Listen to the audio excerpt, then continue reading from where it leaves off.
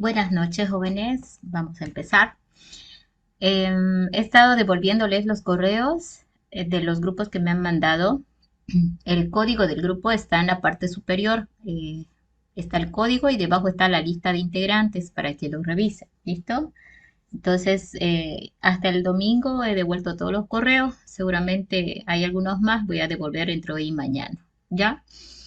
No han llegado tantos correos, así que traten de ir agilizando ese tema porque ni bien se les plantea el proyecto, solo el que tiene grupo va a tener acceso al material. Los que no tienen grupo no van a poder ver nada.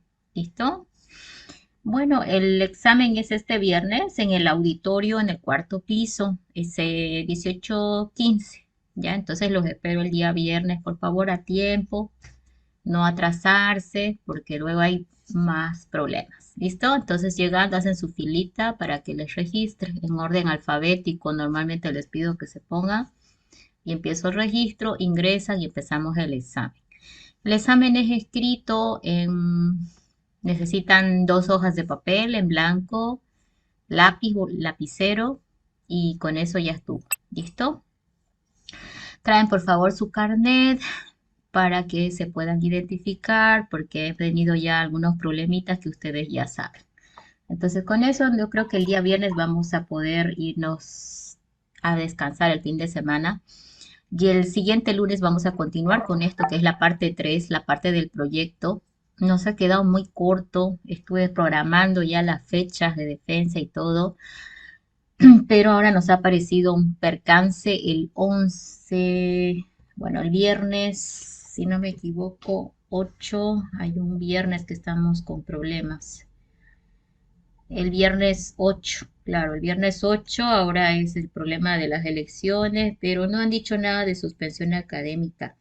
Pasa que el viernes 8, teóricamente teníamos nuestra última clase de lo que es esto de la programación orientada a objetos, que es en lo cual se va a basar el proyecto. Y teníamos que ese día empezar ya las evaluaciones, ya la primera evaluación. Mi idea era hacer una primera evaluación el día viernes, día lunes devuelvo todo. Fíjense que yo necesito días para devolverles todo. Se les devuelve las cosas y ustedes vuelven a pensar, ¿cierto? Entonces son a partir del viernes 8 yo pensaba hacer una etapa de 3 presentaciones. Pues dependiendo de qué dicen respecto a ese día del viernes, vamos a ver qué hacemos con el calendario de los proyectos. Por ahora, ya estaríamos arrancando ahora. Voy a arrancar con la parte base, aunque ustedes piensen que es mera teoría, que pues no importa. El problema es que cuando hacen el proyecto no saben dónde empezar y es porque no tienen estas bases. Ese es un problema. El segundo problema es cuando estoy haciendo la evaluación del proyecto, te puedo preguntar por estos conceptos básicos, ¿ya? Y no me los responden tampoco.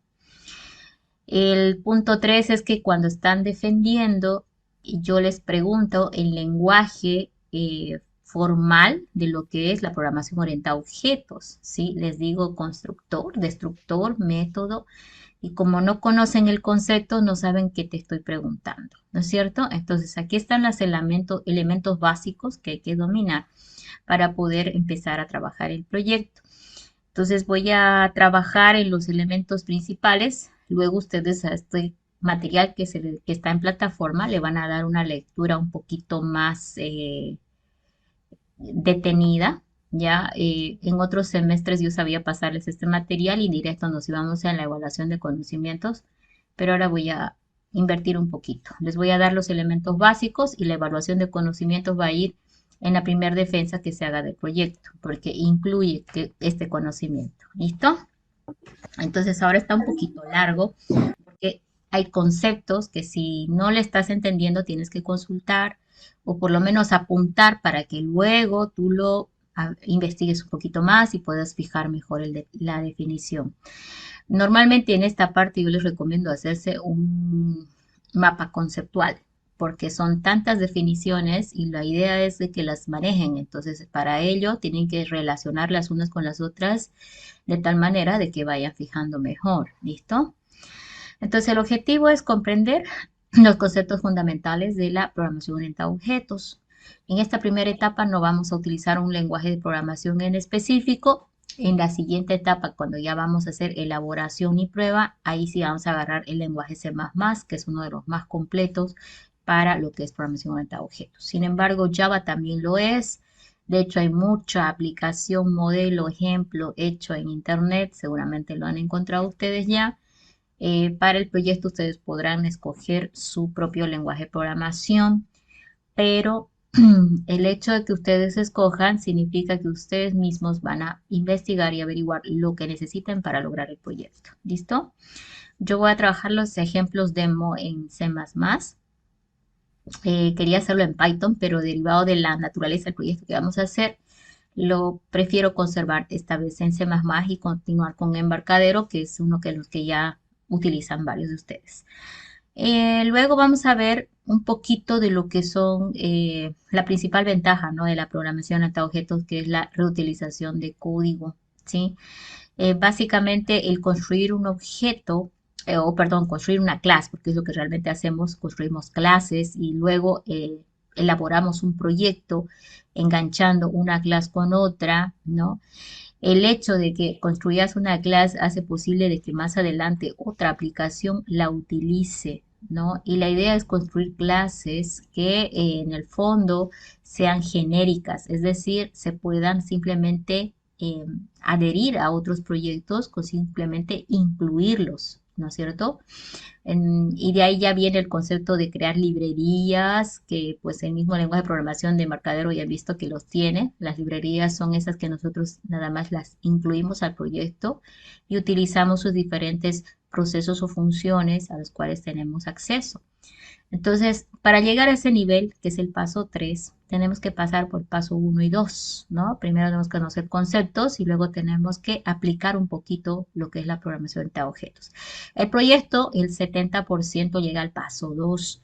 El paso 3 ya es un desafío que se le deja a los grupos, que en algunos casos se les dice, si logras la reutilización y la aplicación de la misma, se te va a dar un plus, pero normalmente no lo hacen porque, bueno, creo que se estancan con el tiempo y, bueno, normalmente el proyecto lo logran hasta el paso número 2, pero el objetivo del proyecto es llegar hasta el paso 3. ¿Listo? La aplicación o la reutilización de código o demostrar que nuestro código es reutilizable.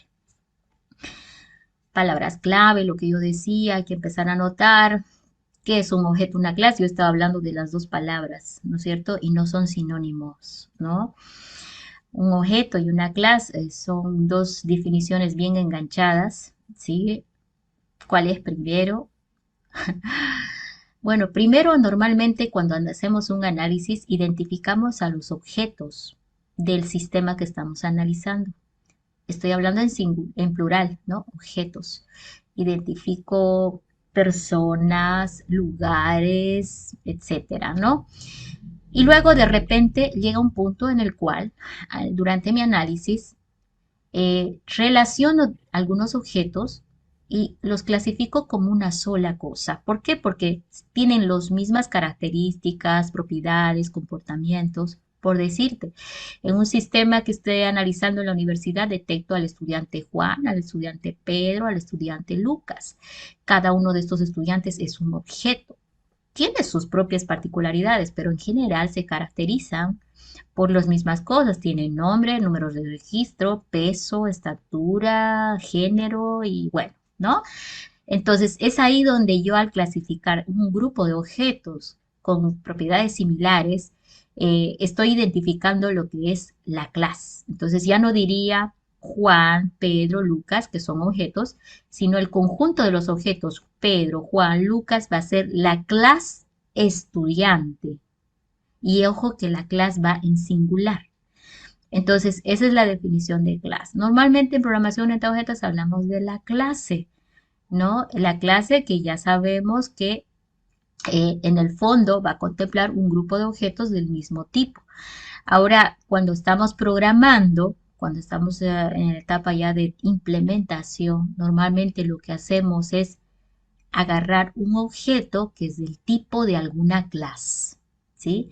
¿No es cierto que a ustedes les es familiar decir, a ver, creo que pues en C++ lamentablemente no es tan así, pero por ejemplo tú dices en Visual Basic, decís, ¿no es cierto? Dim, X, as, integer, ¿sí? Entonces estás definiendo X del tipo entero. Entonces X es un objeto que es del tipo entero, es una variable del tipo entero. Ahora, en programación orientada a objetos normalmente nos referimos a cosas como, por ejemplo, Juan as estudiante, ¿sí? Pero Juan es un objeto del tipo de la clase estudiante. Y se supone que aquí estudiante es una clase. Entonces, ¿cuál es el contexto de una clase? Bueno, es un elemento constituido principalmente por dos elementos. ¿Y cuáles son los elementos de los cuales está hecho una clase? Porque no es lo mismo que una variable. Una variable es simple, ¿sí? Una clase es algo más complejo. Lo que pasa es que la clase se dice que encapsula, ¿sí? Dos componentes. ¿Cuáles son esos dos componentes? Los atributos y los métodos, ¿sí? Entonces, normalmente, ¿a qué se llama atributo? Bueno, dicen, ¿no? Altura, peso, edad, esos serían los atributos, ¿sí? ¿Y cuáles son los métodos? A ver, por ejemplo, un estudiante, mm, reporte histórico. Ese es un método, ¿no? Reporte histórico estudiante, ¿cierto? Cada estudiante tiene su propio reporte histórico, ¿no? No sé, otro método, mostrar materias inscritas, mostrar histórico, mostrar PPA. Esos son métodos. ¿Por qué? Porque para mostrar el PPA seguramente hay que hacer un proceso de cálculo de algunos lugares para obtener el PPA. Para mostrar las materias inscritas seguramente es un proceso un poquito elaborado para ir a ver a qué materias siglas se ha inscrito en el semestre actualmente, ¿no es cierto? Y está activo y no las ha retirado, etcétera. Entonces, normalmente esa es la definición de una clase. Entonces, hasta ahorita estamos hablando de que vamos a construir clases y luego vamos a definir objetos que son de ese tipo para que luego nuestro programa los utilice, ¿no? ¿Y cuál es el objetivo de encapsular los atributos y los métodos? Bueno, si tú encapsulas los atributos y los métodos, vas a poder controlar mejor la programación con esa clase. Esa es una de las principales ventajas. Otra, yo, por ejemplo, necesito en otra aplicación más adelante también una definición de la clase estudiante. Ya no la vuelvo a construir, ya no la vuelvo a diseñar, ya la tengo hecha, simplemente incluyo esa clase en mi nuevo proyecto. Entonces, la gran ventaja de encapsular principalmente radica en el hecho de que tú en un solo elemento estás siendo capaz de controlar los atributos que caracterizan a la clase y los procesos o funciones que están relacionados con esa clase. Cuando hemos programado nuestros formularios, por ejemplo, de embarcadero, el formulario es una clase, ¿sí? Y a ese formulario le pegábamos el botón, el text box, etcétera. Cada elemento, cada objeto que le pegábamos al formulario, en realidad era un objeto de algún tipo de clase, ¿no? El objeto botón 1 era del tipo de la clase botón, por ejemplo, ¿cierto? Entonces, la ventaja era que lo podíamos manipular de manera más simple. Recuerda que cuando poníamos el text box, por ejemplo, y queríamos acceder al texto que había puesto el usuario en la caja de texto, decíamos textbox 1 flechita punto text, ¿no? Y con eso referíamos a la propiedad text del objeto textbox, ¿cierto? Entonces, a nivel de programación, se nos hace muy fácil utilizar el formulario y poder trabajar. Esa es la principal razón por la cual, pues, tuvo mucho éxito esta modalidad de programación.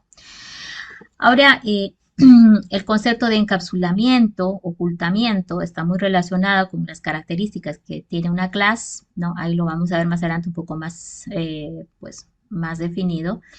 También vamos a ver el concepto de herencia de clases. Bueno, eso es bien interesante, ¿no? Que pues haya una clase padre o que le llaman en C++ base y que de esa clase puedan derivar otras, ¿no? Entonces ahí viene otra forma también de ver las cosas. Por ejemplo, aquí puede estar la clase persona y aquí la clase hombre y la clase mujer. De repente, al hablar de herencia, estaríamos hablando de que estas clases de abajo estarían heredando algunos atributos y métodos de la clase base, ¿sí? Que sería la que está acá arriba. Entonces, eso también vamos a verlo más adelante. Luego vemos el concepto de polimorfismo. Poli significa múltiple, ¿no? Polimorfismo tiene que ver con, es como el camaleón, si el camaleón se muestra de diferentes formas, se transforma, ¿cierto? Entonces, una clase puede llegar a tener esta propiedad de polimórfica en el sentido de que dependiendo los parámetros que tú utilices para utilizar esa clase, puedes hacer que se comporte de una u otra forma. Nosotros lo vamos a ver desde dos puntos de vista. Vamos a ver el polimorfismo por la sobrecarga de operadores. Sobrecarga de operadores es, por ejemplo, a ver, el operador más sirve para hacer operación suma entre dos números, ¿verdad? Pero también podemos sobrecargar, es decir, extender el uso del operador más, el símbolo de la cruz, a que pueda sumar cadenas en C++. Sumar cadenas es concatenarlas, básicamente, ¿no? Una a continuación de otra. En Delphi, la concatenada de cadenas es muy fácil, ¿no? De hecho, ya está disponible, pero en C a veces se complica y de repente podemos nosotros sobrecargar para hacer sobrecargar el operador más para poder propiciar la concatenación de cadenas de manera más sencilla. Otra, por decirte, a ver, un caso ejemplo, tú tenés la clase fecha, ¿no? La clase fecha tiene día, mes, año, hora, minuto y segundo, ¿cierto? Entonces tiene varios atributos que lo definen como clase fecha. Entonces, si yo quisiera a una fecha aumentarle 10 días, medio que se me complica, ¿no? Porque el elemento que es del tipo fecha no es un número, no es una cadena. Es una clase que tiene varios atributos. Tenía día, mes, año, hora, minuto y segundo. Y si yo quiero aumentar ahí solo 10 días, no es pues tan fácil como decir más 10, ¿no? Tendría yo que decir a esos 10 días tengo que sumarlo al atributo de días y ver cómo se va a mover en función a las horas, minutos, de repente ya me paso de un día al otro, etcétera. Entonces, la suma para la clase fecha, por ejemplo, pudiera ser sobrecargada a que soporte a que le aumentes días o que le calcules un número de días entre un rango de fechas, etcétera, ¿no? ¿Por qué? Porque el operador más, que es el símbolo más que tiene el lenguaje de programación, por defecto no te va a sumar dos fechas porque desconoce la naturaleza de la clase que has diseñado como clase fecha.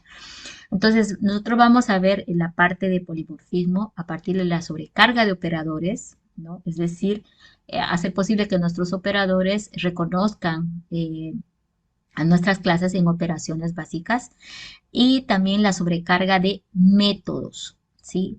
Sobrecarga significa aumentarle, por decirle, otra funcionalidad. Por ejemplo, tú tenés el operador más para sumar números enteros, ¿no? Y tú puedes usar el operador más para sumar fechas, donde el objeto fecha es del tipo de la clase fecha, por decirte, ¿sí? O tenés un método que se llama, por ejemplo, calcula, ¿no? Y ese método calcula, te calculas la potencia de un número, ¿sí? Por ejemplo. Pero luego tú en esa misma clase necesitas también llamar calcula a otro método que te calcula si un número es divisible o no. O sea, necesita otra naturaleza. Ahora, ¿qué quiero decir? La sobrecarga de métodos significa a un mismo método con el mismo nombre definirlo más de una vez. Entonces tú dentro de la clase vas a poder encontrar, por ejemplo, un método o proceso que se llama calcula, pues a poder encontrar otro proceso con el mismo nombre de calcula, pero de repente tiene parámetros de entrada, ¿cierto? Entonces la sobrecarga de procesos, vamos a decir métodos, porque es más correcto decir métodos, la sobrecarga de métodos en programación orientada a objetos significa definir un mismo método con el mismo nombre, pero de diferente manera. ¿Y dónde varía uno con otro? El nombre es exactamente igual, ¿sí? Varían por los parámetros que reciben. Entonces, por eso se llama polimorfismo. Si tú llamas al método calcula mandando dos parámetros, el método calcula va a ser una operación que no va a ser igual a cuando llames al método calcula sin parámetros, ¿cierto? Entonces, ahí va el polimorfismo. Es como que veas el mismo método con el mismo nombre, pero se comporta de diferente manera. ¿Y por qué varía la forma en que se comporta? Por los parámetros que estás enviando en el momento de llamada. Entonces, ahí son ejemplos rápidos de polimorfismo. Y finalmente luego viene la composición de objetos, que es lo que yo les decía, ¿no? Hay que tratar de llegar al último paso. Esto no está acá en la parte teórica. Esta es la parte que ya está como para investigación. Es el paso donde hacemos de que hablamos de la reutilización de código, ¿sí? Nosotros podemos hacer composición de objetos, es decir, agarrar un grupo, ¿no es cierto?, de clases y que se comporten como una sola clase. Entonces, ¿con qué objetivo? Dependiendo de la aplicación que se quiera hacer, ¿no? Entonces, esto lo vamos a ver un poquito más adelante, simplemente está como una palabra clave. En esta parte de la teoría no está definida esta parte, ¿sí?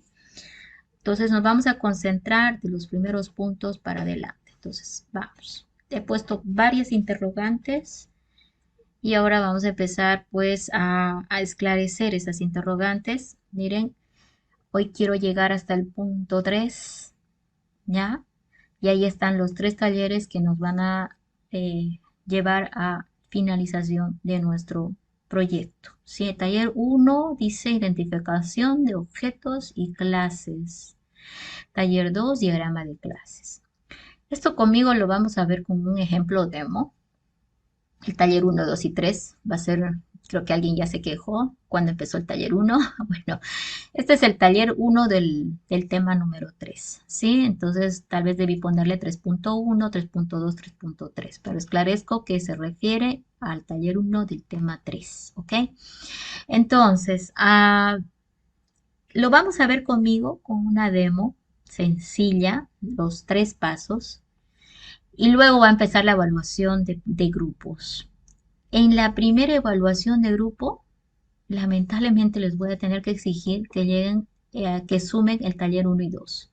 Van a tener que ser capaces de identificar objetos, identificar clases y construir su diagrama de clases. Por eso necesito que eso sea un viernes. Necesito que sea un viernes para que el fin de semana lo revise y el día lunes les retroalimente. Ahí va a venir una primera nota, ¿sí? Eso sí se va a ponderar. La nota que se les pone varía, por cierto, de una persona a otra en el mismo grupo, porque normalmente al grupo se le evalúa de manera individual también, ¿sí? Entonces, ustedes en esa primera presentación deben lograr construir el diagrama de clases. Es que no es muy difícil la demo que van a construir, por eso es que se les va a pedir las dos cosas. Entonces el día lunes van a recibir la retroalimentación. Si todo estuvo bien, bueno, pues ya estás listo para ir al paso 3, que es la implementación en un lenguaje de programación. Si no, hay que volver a hacer una presentación. Ojo, pero eso no va a modificar la primera evaluación. En esa parte quiero ser clara. Si cada evaluación tiene su nota y el hecho de que les pida volver a presentar no significa que van a reemplazar la nota que ya está, es que ya te sacaste esa nota. Esa segunda presentación tiene otra ponderación que luego van a ver en la tabla de evaluación en el que les voy a pasar, ahí está todo especificado. Y el taller 3, o el punto 3, que es la implementación en un lenguaje, es donde yo les doy una semana para que se trasnochen, se junten o implementen la demo que tienen que construir con la base que hicieron en el punto anterior, ¿sí? Entonces, eso es lo que hay que esperar para este mes de julio, ¿no? Entonces, vamos a empezar con conceptos porque si no, no vamos a poder iniciar. Entonces, principalmente podemos decir que el análisis y el diseño orientado a objetos modela el mundo en función a objetos. Es otra forma de pensar. Nos concentramos más en los objetos que encontramos en el sistema que estamos analizando que en los problemas que hay que solucionar. ¿Sí? No nos interesa en esta primera etapa qué es lo que realmente hay que solucionar, sino más bien nos concentramos en identificar cada objeto que está participando dentro del sistema. Entonces, es otra perspectiva, ¿no? A lo que es el diseño. Los beneficios son principalmente los programas se van a hacer más simples, pensar en objetos no es tan difícil, de repente al principio en la etapa de análisis hasta nos facilita, ¿no? Porque mientras vamos diseñando cada clase que debemos construir, vamos conociendo mejor el sistema en que nos tenemos que mover. Entonces eso nos va a dar una ventaja de tener más flexibilidad a la hora de solucionar el problema que se nos está pidiendo, ¿sí? Y bueno, la integridad es otra de las grandes ventajas. Acuérdense que la clase encapsula a los atributos y los métodos. Ahora los encapsula con niveles de seguridad, ¿sí? Hay zonas de la clase que se les llama públicas, eso significa que cualquier elemento externo tiene acceso a la parte pública. Hay otras zonas que se llaman privadas, es decir, que solamente están disponibles dentro de la clase. Y hay otras zonas que se les llama protegidas, que son accesibles solamente desde las clases derivadas. Recuerden que al principio hablamos de herencia. Entonces, una clase derivada puede acceder a los elementos protegidos dentro de una clase. Entonces son tres niveles de seguridad que traen las clases y los atributos y métodos van en uno u otro de los niveles, ¿no? Entonces no es nomás todo ponerlo público y listo, ¿no? Entonces siempre que vamos a estar poniendo los tres niveles de seguridad vamos a pensar, este atributo necesito que elementos externos a la clase accedan a este atributo. Si la respuesta es no, el atributo debe ser privado, ¿sí? Este método necesito que nadie más que la misma clase accede, ese método debe ser privado, ¿sí? Este método debe ser privado, pero los elementos que hereda sí deberían acceder al método, lo vas a definir protegido, ¿sí? Entonces son tres los niveles de seguridad que se le puede dar. Ahora, en algunos proyectos que me han presentado, yo veía que todo era público. Entonces yo decía, a ver, dime cuáles son tus niveles de seguridad que has puesto en la clase. Y me decía, no me respondía, porque no entendían que el hecho de haberlo puesto público ya lo pusieron sin ningún nivel de seguridad. ¿Por qué? Porque los atributos, los métodos, todo era público en la clase. Y eso es muy raro.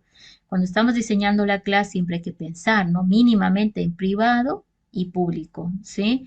Privados son, miren, métodos que quiero esconder del vista exterior. No sé si alguna vez en algún objeto que jalaron al formulario quisieron acceder a algún método y el lenguaje de programación, primero que no se los mostró, eso puede haber pasado en algunos, que no se los muestra y ustedes dicen, ¿por qué no lo muestra? O en algunas ocasiones sí te lo muestra, pero te dice que no puedes acceder a él. ¿Y por qué no puedes acceder? Porque seguramente es un elemento que está privado, o sea, que no está disponible para que tú accedas a ese método, ¿ok? O atributo, ¿sí? Ahora, la reutilización de código que también está asociado con la herencia. Tú defines una clase base y derivando de ella o puedes derivar de ella algunas clases derivadas. El ejemplo de persona, hombre, mujer es una forma, ¿sí? Eh, ya vamos a ver más adelante que existe un montón de ejemplos, pero no todos los sistemas que analicen van a contemplar herencia, ojo. Eso también es otro tema de pregunta en los proyectos, ¿no? Porque a veces, como sea, quieren ponerle todos los conceptos y dicen, bueno, aquí voy a aplicar seguridad, le voy a poner privado, por acá dicen voy a utilizar métodos, voy a utilizar atributos y luego después dicen herencia y como sea le meten el concepto de herencia. No, si una clase se la puede definir con herencia, se la define. Ahora, si no es así, pues no se utiliza la propiedad, ¿ya? Entonces acá, ojo, cuando ustedes definan herencia, tiene que ser de una clase que realmente tenga esa naturaleza, porque no podemos forzar, no está para eso, ¿sí? Bien, entonces, en definitiva, la programación orientada a objetos le interesa más los objetos que lo que se tiene que hacer. Ok, y eso lo vamos a ver en el taller uno, porque el taller uno dice identifique objetos e identifique clases. Yo les voy a dar un enunciado y ustedes van a empezar a identificar los objetos primero. Y luego que identifiquemos los objetos, les voy a decir, bueno, vean qué objetos se pueden clasificar con un mismo tipo. Y ahí es donde van a aparecer las clases, ¿no? Entonces, y para nada nos hemos puesto a pensar en el problema que hay que solucionar, ¿no? Entonces, como que el primer paso es muy flexible, ¿no es cierto? Porque no estoy pensando en cosas complicadas. Aquí hay un ejemplo de un objeto. El objeto es coche. Se está definiendo algunas características que ya hemos visto. Los niveles de seguridad, acá está definiendo como público algunas zonas y como privadas algunas zonas. Entonces, lo público puede ser accesible desde afuera. Lo privado solamente desde cualquier método se puede acceder a estos atributos privados. Y si aquí hubiera un método, entonces desde cualquier lado de la clase puedes acceder a ese método, pero no de afuera adentro. ¿Cómo acceden los métodos? ¿Cómo acceden desde afuera adentro de la clase? A través de lo que se llama paso de mensaje.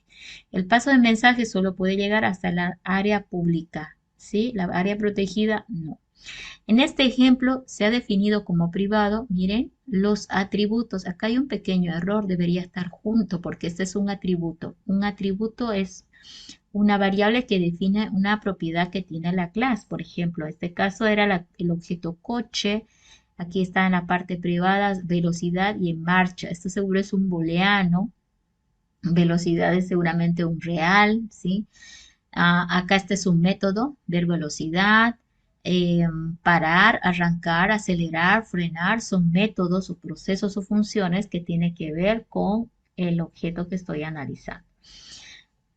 Noten este es un método que se llama igual que bueno, el objeto es un coche, pero la clase se llama coche por si acaso, ¿ya? Acuérdense que el objeto es un elemento del tipo de la clase. Entonces, la clase acá se llamaba coche, pero el objeto se llama un coche. Pudo llamarse coche 1, coche 2, coche 3, ¿no? Pero bueno, quiero que noten que este método acá se llama igual que la clase, ¿sí? Se llama igual que la clase. Y está en la zona pública, ¿sí? Este lo vamos a ver más adelante. Quiero que nada más lo fijen. Hay un método siempre que se llama igual que la clase. ¿Listo? Bueno, acá estamos viendo una serie de clases ya definidas. El nombre está en la parte superior. Fíjense que está en singular. El nombre de una clase es en singular. Y acá vemos la división. Tiene sus atributos y sus métodos. Los métodos son procesos o funciones. Entonces, miren, por ejemplo, es muy raro observar a veces que una clase no tiene atributos. Normalmente debe tener alguno, pero derivado de la naturaleza que tenga, es probable que sea así. ¿Sí? Entonces, acá este usuario, por ejemplo, no tiene atributos. Habría que analizar en qué contexto está para que no le hayan puesto atributos, ¿no? Y aquí tenemos algunos métodos, ¿no? La zona de métodos. Ahora, esta es una forma de graficar a la clase. El nombre va arriba, vienen los atributos que tiene, acá solo tiene uno solo, y luego vienen los métodos o procesos y funciones que debe tener la clase. Y por eso ahí hablamos de la encapsulada. Entonces, básicamente, en esta parte vamos a empezar ya a definir lo que son la definición que hace Bosch, lo que es los pilares de la programación orientada a objetos. Esto también es una pregunta en la etapa de presentación del proyecto. Digo, ¿cuáles son los pilares de la programación orientada a objetos? Les digo, ¿no?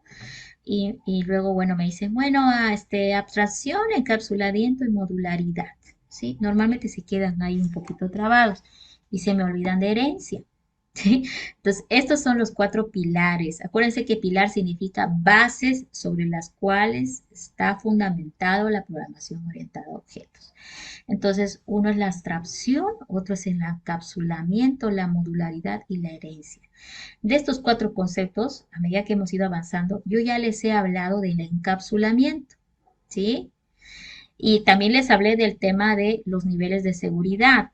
Esos niveles de seguridad que le damos en el momento que definimos la clase es cuando nosotros intentamos a trabajar un poquito el concepto de ocultamiento, es decir, esconder lo complicada que es la clase y hacer parecer que es muy sencillito nada más, ¿sí? Entonces ahí está. La modularidad se refiere a la división. A ver, en los proyectos, quiero que esos proyectos sean modulares. ¿En qué sentido? Cada clase que van a implementar tiene que ser un archivo independiente. Diríamos en una jerga más conceptual, un módulo independiente. Cada clase es un módulo. Pero si estamos hablando, por ejemplo, de un proyecto en embarcadero C++, pudiéramos decir que cada módulo es un archivo CPP independiente. ¿Listo? Entonces ahí es donde ustedes van a demostrar la modularidad. Pasa que a veces agarran en el proyecto y todo el proyecto le hacen como, a ver, bueno, no sé qué palabrita ocupan, pero bueno, hacen así como un embutido, ¿sí? Lo embuten en un solo archivo CPP y cuando les digo muéstrenme el proyecto, veo en el proyecto un solo archivo CPP. Yo digo, a ver, muéstrame las clases que has implementado y en ese archivo definen todas las clases. Les digo, ¿empleaste modularidad? Sí, me dice. Claro que no has empleado modularidad. ¿Por qué? Porque la modularidad es la división, ¿no es cierto? Del mucho, de lo muy grande que es tu proyecto, en pequeñas partes. Cada una le llamamos módulo. Entonces, mínimamente, cada uno de estos módulos es un archivo CPP. ¿Sí? Acuérdense que un nuevo proyecto creabas un archivo. Entonces, ahora sí vamos a tener varios archivos CPP. Si tu proyecto tiene 5 clases, entonces mínimamente voy a encontrar 5 archivos CPP porque cada uno identifica a una clase en específico. Es verdad que C++ te permite dentro del mismo archivo CPP definir todas las clases que tú quieras, es cierto, pero solamente si me justificas por qué lo hiciste, te lo voy a aceptar. Pasa lo siguiente, que en general, si tú lo tienes modularizado, esa clase la podés integrar muy fácil a otro proyecto. Pero si tú tenés todas las clases metidas dentro de tu proyecto mismo, si quieres construir otro proyecto donde va a utilizar una de las clases que has implementado, no sé, vas a tener que duplicar código copiando. Y si modificas en el origen algo, vas a tener que modificar en el duplicado. No cuadra, ¿no? Realmente la programación orientada a objetos lo que buscas es un lugar donde tú implementas la clase y solamente ahí modificas. Cualquier cambio que tengas que hacer, lo haces en la clase, ¿sí? Y normalmente una clase construida ya no debería sufrir cambios, ¿no? Simplemente debería ser eh, agregada a otros proyectos nuevos. Ahora, ¿cuándo justifica el que no usa modularidad? Bueno, resulta que C++ tiene problemas con un concepto que es la definición de plantillas. Voy a intentar más adelante mostrarles un ejemplo de la definición de plantillas. Las plantillas, perdón, los templates, ¿sí? Si lo hablamos más en el lenguaje común nuestro, los templates. Los templates en C++ tienen un pequeño problema. No funcionan si no están definidos dentro del mismo ámbito. Entonces no soporta la modularidad, pero es por los templates, ¿ya? Ahora, ¿qué son los templates?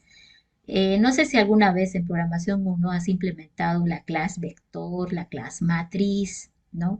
Y de repente tenías una matriz de números enteros, entonces definías tu matriz de tipo entero, ¿ya?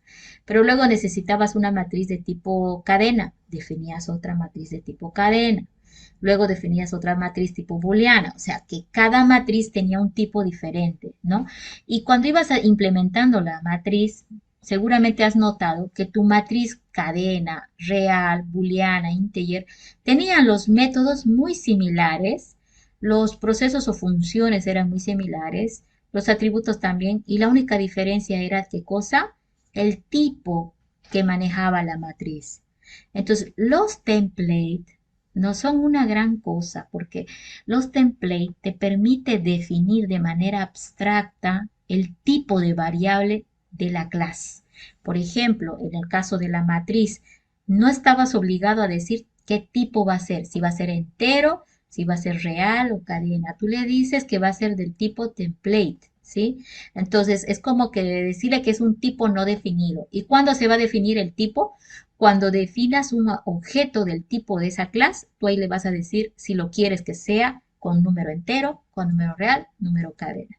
Entonces, en C++, el template es una gran cosa, pero lamentablemente en Embarcadero no soporta la modularidad.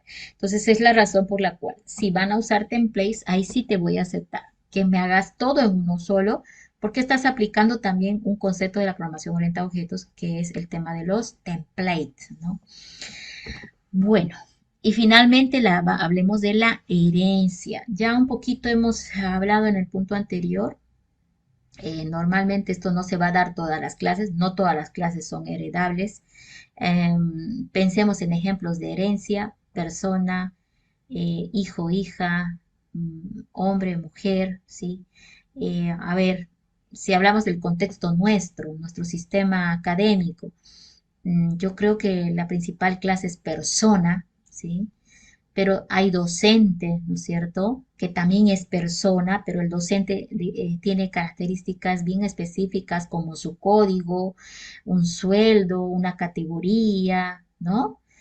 El estudiante también es una persona, ahí está otro, ¿sí? Entonces, fíjate que estudiante es del tipo persona, docente es del tipo persona, y tanto docente como estudiante tienen ¿qué atributos en común? Su nombre, su número de carnet, no sé, su dirección, su teléfono, su tipo de sangre, o sea, tienen cosas en común. Esos atributos en común que tienen seguramente están dentro de la clase persona. Entonces, la clase persona, que es la clase base, va a tener adentro de él los atributos que comparten tanto docentes como estudiantes, ¿sí?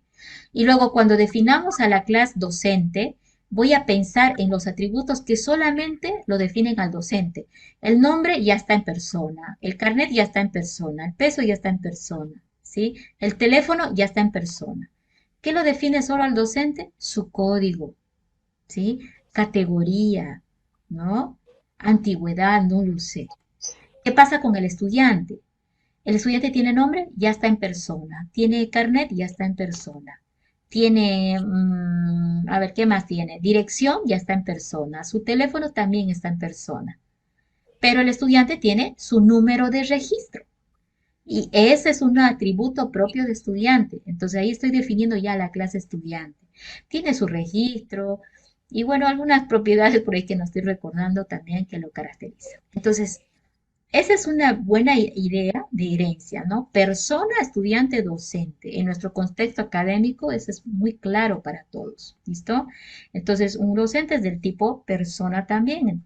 Un estudiante también es del tipo persona, solamente que tiene algunas particularidades que le hacen estudiante específicamente y que al docente lo hacen docente específicamente, ¿sí? Entonces, ahí van los conceptos. Bueno, ahora voy a solamente fijar algunas cosas. A ver qué es lo que ha quedado. Aquí me salté demasiado, ¿no? Ok. Vamos con la abstracción. Yo a veces les digo en el proyecto, a ver, utilizaste la base de la abstracción, ¿cómo has empleado el concepto de abstracción en tu proyecto? ¿Sí? ¿Has utilizado abstracción o cómo lo has empleado? Entonces, se ponen a pensar y dicen abstracto, que no es real y no sé cuántas cosas más se les cruza intentando definirlo, pero ahí está en esa gráfica lo que es la abstracción. Énfasis en el qué hace más en el cómo se hace. Es es el primer concepto que nosotros utilizamos cuando empezamos a diseñar programación orientada a objetos. ¿No es cierto que les dije que en la primera etapa identificamos objetos y luego los clasificamos y identificamos las clases? Muy bien. Una vez que hemos identificado los objetos, no nos saltamos directamente a las clases.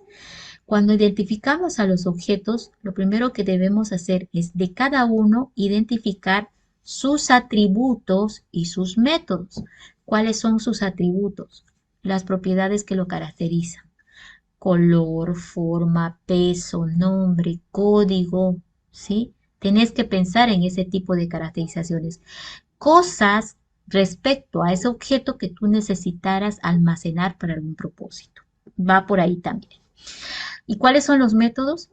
Bueno, son procesos o funciones que tú necesitas implementar más adelante. Ojo, implementar más adelante significa que no me interesa ahorita cómo lo voy a implementar. Lo que me interesa es que yo sé que voy a necesitarlo. Calcula edad, ¿sí? Calcula PPA, ¿no? No nos interesa cómo lo voy a hacer, me interesa que lo necesito. ¿Por qué? Porque el objeto que estoy tratando de identificar está definido con eso, ¿no? Entonces, la abstracción tiene que ver con concentrarme en el objeto, identificando sus atributos y sus métodos. Pero no me interesan dos cosas. De los atributos no me interesa ni siquiera qué tipo van a ser. No me interesa si es booleano, real, cadena. No. Me interesa qué está ahí, pero no sé qué tipo todavía. ¿Podés definirlo? Sí, pero no es realmente importante. ¿Qué más? El método. Tú estás reconociendo que lo vas a necesitar, pero no te vas a preocupar por implementarlo. Tú sabes que lo necesitas, más adelante lo vas a implementar. Entonces, ahí está la respuesta de la abstracción. ¿Por qué en la primera etapa empleamos abstracción? Porque estamos reconociendo, barriendo objetos de los cuales tenemos que identificar sus atributos y sus métodos, que en el enunciado seguramente ya se están nombrando, y que tú también por conocimiento propio podés adjuntar a tu proyecto, ¿sí? Entonces, una vez que ya tengas esta información, vas a poder identificar los objetos que son muy similares por la naturaleza que tienen y por los atributos y métodos que están compartiendo. ¿Sí?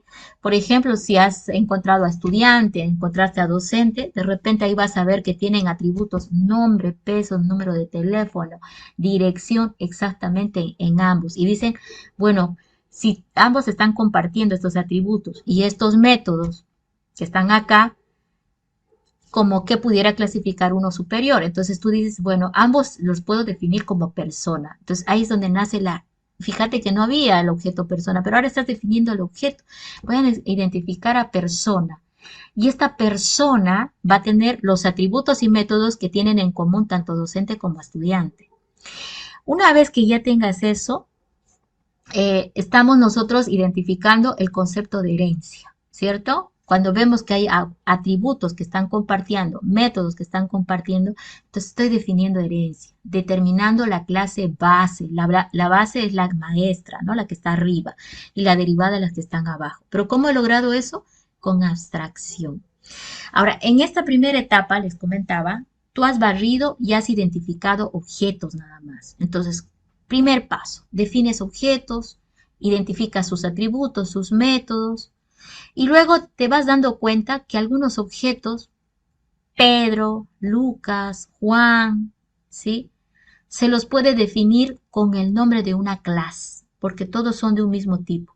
¿Y cuál va a ser esa clase? Estudiante, pues, ¿cierto? Porque Pedro, Lucas, Juan eran estudiantes, pero tú no los has identificado en un principio así. Lo has identificado normalmente como un objeto. El objeto Juan, Pedro, Lucas, y luego al ir identificando sus atributos y métodos, le has tenido que decir, ah, bueno, estos aquí es donde yo voy a definir a una clase. Y Pedro, Juan, Lucas, todos son del tipo de la clase estudiantes, donde aparece el concepto ya de la clase. Y pues ahí tú metes todos los atributos y métodos que ellos tenían, ¿no? Ahora, una vez que ya has definido la clase, por la parte de abstracción, fíjate, no me interesa para nada qué tipo de atributos tiene, ni cómo voy a implementar los procesos o funciones que yo he encontrado que voy a necesitar. Entonces, ese es el concepto de la abstracción. ¿Ok? Entonces, sí o sí, en la primera etapa, nosotros lo hacemos. Nosotros lo hacemos porque si no hacemos esto en una primera etapa, empiezan a mirar el problema y decir, ay, ¿qué proceso voy a implementar para solucionar este problema? Se van por otro camino y no tiene nada que ver con programación de objetos. Tenemos nosotros que identificar clases de objetos y después, más adelante, nos vamos a preocupar del paso de implementar. Entonces, básicamente nos interesa qué atributo, qué método, qué proceso, qué función, ¿ya? y básicamente no nos interesa cómo ni de qué tipo va a ser, ¿cierto? No nos interesa cómo se va a implementar ni de qué tipo va a ser. Entonces, esos son, pues, realmente uno diría, cuando yo empiezo, como que no estoy haciendo nada. En verdad no estás haciendo nada, simplemente estás identificando los elementos, objetos que se han convertido en clases y que participan dentro del sistema que estás analizando. Y bueno, ahí ya aparece el concepto del encapsulamiento, porque a cada el class que has identificado le has definido sus atributos y sus métodos y los estás metiendo dentro de una misma cúpula o los estás encapsulando como un solo elemento. Entonces, el encapsulamiento es el agarrar tanto los atributos y los métodos y ponerlos dentro de un nombre de la misma clase, ¿ya? Se los empaqueta ahí para que no anden sueltos, básicamente, ¿no? Y bueno, eso también trae ventajas a nivel de programación porque podés controlar completa todo lo que está trabajando, todo lo que los atributos y los métodos que manipulan esos atributos, ¿no? Ese es básicamente el objetivo del encapsulamiento. Ahora, cuando estamos encapsulando, hay que pensar en los niveles de seguridad, nuevamente los recalco, privado, protegido y público. Espero en este semestre no mirar clases todas públicas, ¿no? No, espero que se detengan a mirar qué va a poder público, qué va a ser protegido y qué va a ser privado. Normalmente en público y privado se mueven las clases. Protegido es cuando estamos trabajando con herencia, ¿no? Cuando la clase va a tener clases derivadas, es decir, que hay herencia y esta es una clase base. Base es la principal, ¿ok? Vamos a pensar en un área protegida, porque un área protegida dice que solo es accesible a las clases, a los elementos derivados de la clase, ¿sí? Entonces es una zona accesible desde las clases derivadas. Lo que es privado solo es accesible dentro de la misma clase. Nadie más que los elementos o métodos que están dentro de la clase pueden acceder a los elementos privados. Privado puede ser tanto los atributos como los métodos, ¿no? Y público es un acceso que pues puede estar desde afuera, ¿no? Básicamente acá el nivel público es todo la parte de interfaz, si queremos verlo así. Interfaz significa medio de comunicación entre la clase y el mundo externo, ¿sí? Entonces, ahí van métodos que necesito acceder desde afuera. Si tú recuerdas en el formulario, por ejemplo, tenías algunos métodos como el form click, ¿no? Y ese podías acceder porque seguro era público, ¿no? Otro que podías acceder era el double click, ¿no? Entonces, ¿por qué podías acceder al double click? Porque estaba definido como público también el método. Entonces, ahí va lo que es el tema de la protección. Entonces, en lo que acabamos de explicar también con respecto a la modularidad es importante. Cada clase en un módulo independiente.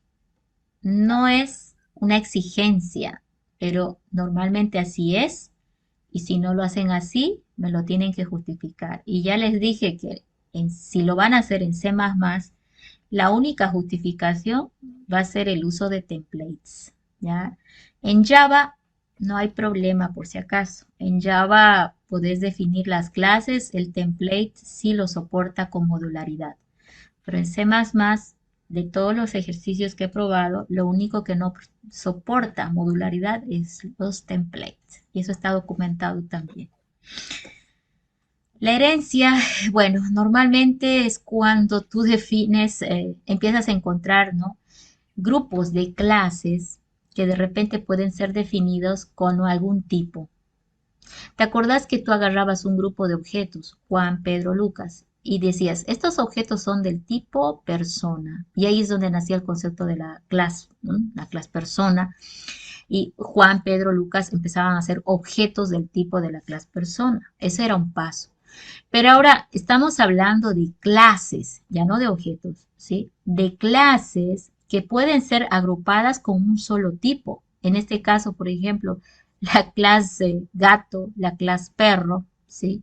Puede ser definidas como la clase mamífero. ¿Por qué? Porque el gato y el perro son mamíferos, ¿cierto? Entonces, es como que la herencia me permite una serie de clasificación que de repente en algún momento va a ser muy útil. Ok, ¿qué significa entonces en esta gráfica el concepto de herencia? Bueno, primero démosle nombres. A esta le llamamos clase base en C++, ¿sí? Y a estas que están apuntando la flecha abajo les llamamos derivadas, ¿sí?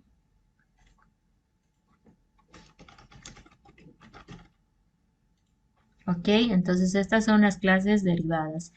Entonces, se supone entonces que gato está heredando de mamífero sus atributos. ¿Qué es lo que hereda? Lo que está público y lo que está protected, ¿no es cierto? Lo que está privado se queda en mamífero, ¿sí? Entonces, a veces cuando estamos implementando, nos olvidamos y cuando compilamos nos dice no puede acceder a este método. ¿Por qué no puedo? Porque seguramente gato no puede acceder a algún método de mamífero porque está privado, ¿sí? Las clases derivadas solo acceden a la parte pública o la parte protegida de la clase base. ¿Listo? Entonces, normalmente, pues se pueden hacer varios ensayos de herencia. Acá hay algunos ejemplos. Esta es una herencia simple. Si decimos, por ejemplo, que tengo la clase lista, ¿sí? La clase lista, puedo definir una clase más arriba, otra clase base, que es la clase pila, y puedo definir otra clase base cola. Este está un poquito al revés de la gráfica anterior, ¿sí? Pero miren, se le llama simple porque primero está lista, pila es una clase que está más arriba de lista y cola está más arriba de pila. Entonces, ¿cuál es la clase base acá? Principalmente podemos observar que está aquí como cola, ¿sí? La clase base es cola. Y derivando de la clase cola se puede ir a la clase pila y derivando de la clase pila puede ir a la clase lista, ¿ya? Entonces, pues ahí creo que un poquito más claro sería ver, por ejemplo, el caso del vector y la matriz, ¿no? Si tenés que un vector es un tipo de matriz especial, entonces aquí diríamos que la clase base es la matriz, ¿no? La matriz es la clase base. Y que el vector nada más es un tipo especial de matriz, ¿no? Entonces la clase derivada sería el vector. Ah, qué interesante. En un semestre hace unos 2 años hicimos una aplicación de vector y matriz y lo hicieron muy bien, ¿sí? Hicieron todo lo de derivación quedaba perfecto entre matrices y vectores, ¿sí? Entonces, y otros me decían, pero yo lo veo diferente. El vector es una fila, muchas columnas, la matriz muchas filas, muchas columnas. Eh, Ahí va otro tema. Tú puedes ver la derivación de arriba a abajo o de abajo a arriba. Es que a veces tú en tu memoria identificas primero a las clases derivadas y luego de repente dices, ah, no, estas dos derivan de la maestra. Entonces primero identificas las derivadas y luego la clase base. O puede haber ocurrido algo un poquito distinto, ¿no? Que primero identificaste la clase base y derivado de lo que estás analizando, luego identificas las clases derivadas, que pueden ser más de dos, ¿no? No necesariamente son dos. Entonces, todo depende de dónde tú estás mirando. A esto que acaba de hacer, normalmente le llamamos especialización, porque de una clase base estás especializando otras dos. Y lo que hice al primer ejemplo, al revés, eso se llama generalización. La generalización es cuando tenés las clases derivadas primero, las identificaste a estas, y luego, pues, de ahí hiciste que nazca tu clase base. A esto se le llama generalización, ¿no? Entonces, Todo depende de cómo lo ves. En el caso del vector y la matriz, yo lo veía más desde ese punto de vista muy bien, de que el vector es un tipo especial de matriz, por lo tanto, la clase base era matriz y la clase derivada era vector en ese ejercicio, ¿sí? Acá vemos un poquito derivación múltiple. Como ven, no necesariamente es una la derivada, ni dos. Acá estamos viendo que de mujer están derivando tres clases diferentes, ¿no? Entonces, ¿quién va a definir cómo se va a derivar? El contexto lo define el problema en el que estás analizando, ¿sí? Bueno, polimorfismo. Finalmente llegamos al polimorfismo. Bueno, hay dos tipos. Yo les he ido hablando de estos dos por separado, pero ahora los vamos a encapsular dentro del concepto de polimorfismo. Hablamos de los templates y hablamos de la sobrecarga de operadores o procesos y funciones, ¿sí?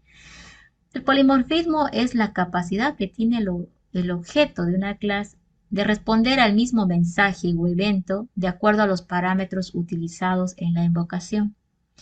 Lo que decía, ¿no? Calcular, si lo llamaba sin parámetros, iba a comportarse diferente del proceso calcular utilizando dos parámetros o tres parámetros. Entonces la diferencia entre uno y otro eran los parámetros que se le pasaba al proceso o función. Entonces, el polimorfismo dinámico está relacionado con el concepto de los templates, lo que yo les decía.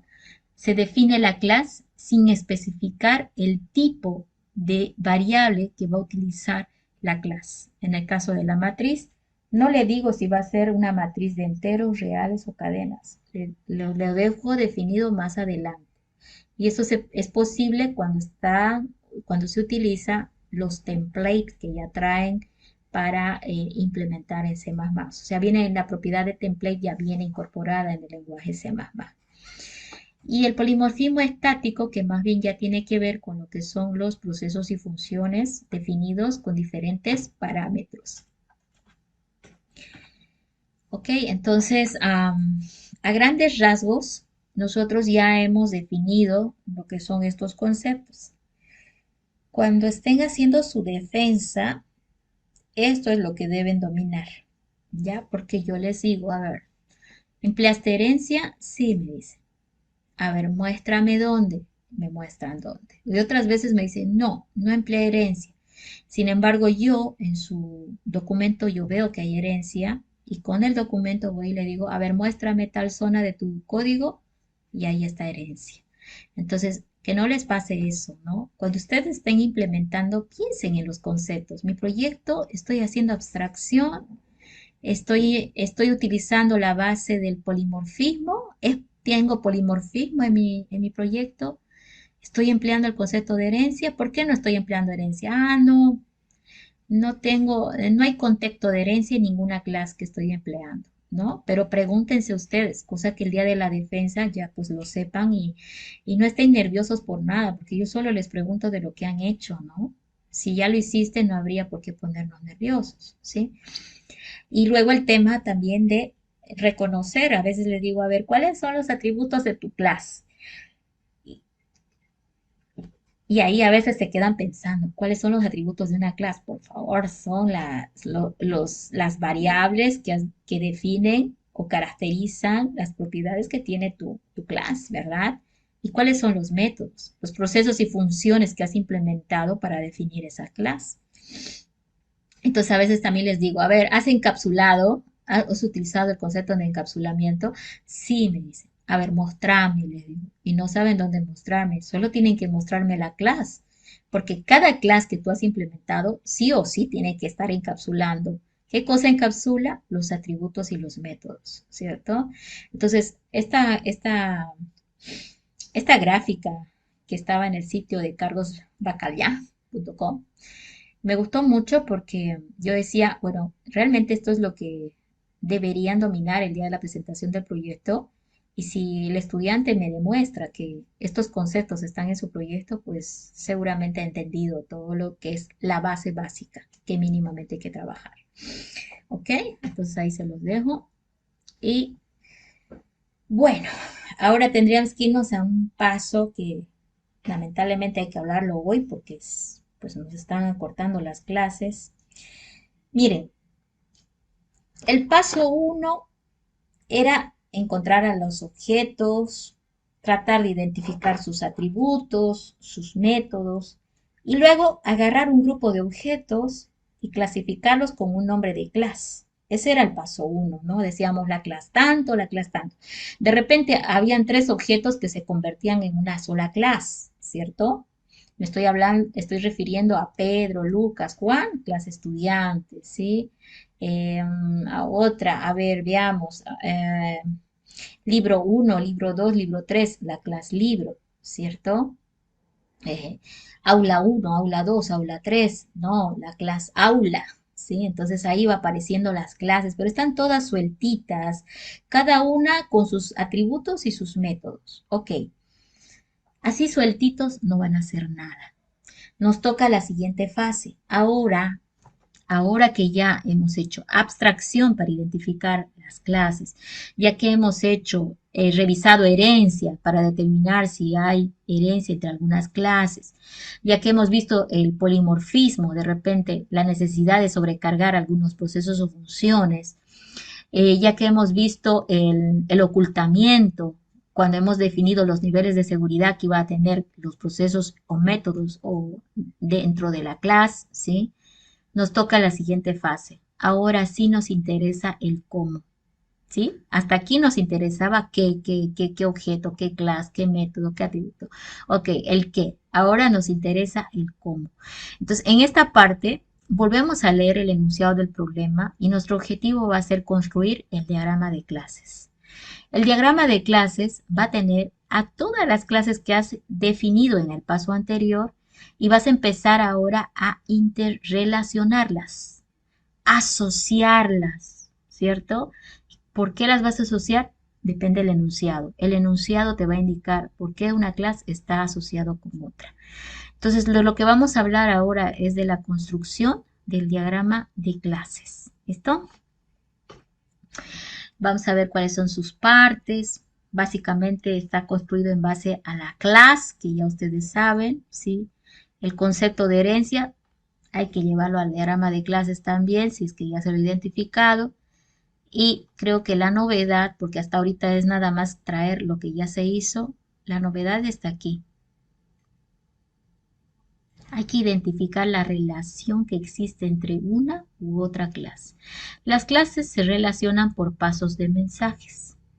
¿Ya? El enunciado nos va a dar la información de por qué una clase se relaciona con otra, ¿ya? Entonces, esa es la novedad en esta parte. Entonces, aquí vamos a ver el concepto de asociación. Vamos a ver también el concepto de la clase asociada. Resulta que a veces cuando asociamos dos clases, puede aparecer una tercera clase nueva que no estuvo en la clase en el paso anterior y a esa clase se le llama clase asociada. Vamos a ver también el concepto de agregación y es un tipo especial de agregación que se llama composición, ¿sí? Entonces, la novedad está en la parte baja de este diagrama, porque en realidad hasta ahorita yo les diría, agarren las clases y empiecen a poner en su, ¿no? En orden, una por aquí, otra por allá, otra aquí. Y están todas sueltas las clases, porque no están asociadas en nada, ni relacionadas con nada. Entonces, en esta etapa de grama clase, tenemos que leer el enunciado, tratar de identificar esas relaciones que hay entre algunas clases. No todas se relacionan con todas, ¿no? Entonces, normalmente lo hacemos de manera binaria, es decir, agarramos de dos en dos a las clases e intentamos relacionarlas, ¿ya? Cuál con cuál, etcétera. Entonces, entre los tipos de relaciones que vamos a encontrar están principalmente la asociación y la agregación o composición. Entonces son tres conceptos aquí que hay que trabajar ahora para definir a lo que es el diagrama de clases. Ahora, el diagrama de clases en realidad es un diagrama que viene del UAML, ¿sí? Lenguaje unificado de modelado. Básicamente, este lenguaje tiene varios diagramas, tiene el diagrama de casos de uso, bueno, Esos diagramas los van a analizar en sistemas de información, luego en arquitectura, claro, en arquitectura del software lo van a ver también. En esta materia, ahorita no manejan bases de datos y todo este tema, el objetivo es simplemente es llegar hasta el diagrama de clase, es decir, que puedan implementar una pequeña demo haciendo uso de las clases, ¿ya? Porque en realidad, si no llegáramos a este paso, nos limitaríamos a simplemente implementar clases, pero nunca sabríamos cómo utilizar esas clases, ¿verdad? Entonces, necesitamos ir a este paso más, que es el diagrama de clases, para que éste nos mapee cómo es la aplicación que hay que construir, porque ese es el objetivo del diagrama de clase. Nos muestra un mapa del programa o la aplicación que hay que construir para solucionar el problema que hay que trabajar. Ahora, derivado de las limitaciones que tenemos, no manejamos bases de datos, no tenemos conceptos de qué es una base de datos o qué son las tablas, etcétera. Nosotros nos vamos a limitar a una demo bastante sencilla a la hora de aplicar lo que es el uso de las clases. ¿Ok? Entonces, ¿cuáles son las partes del diagrama de clases? Lo que yo voy a buscar en los diagramas de clases que me van a presentar. Voy a buscar encontrar las clases que han encontrado en el paso anterior, la herencia y las asociaciones o las relaciones entre las clases. ¿Listo? Ojo que el 1 y el 2 ya lo tuvieron definido perfectamente. Entonces, como que aquí van a empezar ustedes a trabajar, van a tener que discutir como grupo, pensar, ¿cierto? Me refiero a que una clase la vas a tener así, ¿sí? Otra ahí. Y ahora vas a empezar a leer el enunciado y vas a empezar a vincular una con otra. Vas a empezar a agarrar esta con esta. Pero no va a ser así exactamente, pero vas a empezar a ver qué relación hay entre una y otra y van a empezar a aparecer estos símbolos de relación o asociación, ¿ok? De los cuales tenemos que hablar justamente ahora. Entonces, bueno, ya hemos definido al objeto de muchas maneras. Normalmente yo cuando hago mis demos, y espero que ustedes también lo tomen como punto de partida, yo utilizo esta forma de graficar a la clase. Le pongo el nombre arriba, luego va sus atributos y sus métodos. Claro, acá por ejemplo pongo si va a ser público, privado, ¿sí?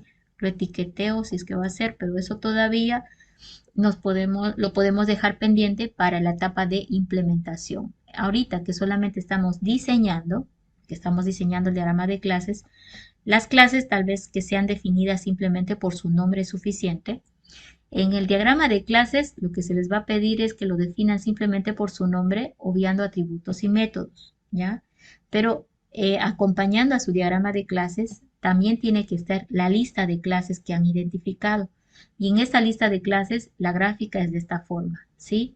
Nombre nombre de la clase, atributos de la clase y métodos que has identificado hasta el momento. Entonces, normalmente esto es lo que la lista de clases va de esta manera. Entonces, ¿qué se espera que tengan las clases? Sus atributos, sus métodos, ¿sí? Ahí está la clase persona con sus atributos, ¿ya?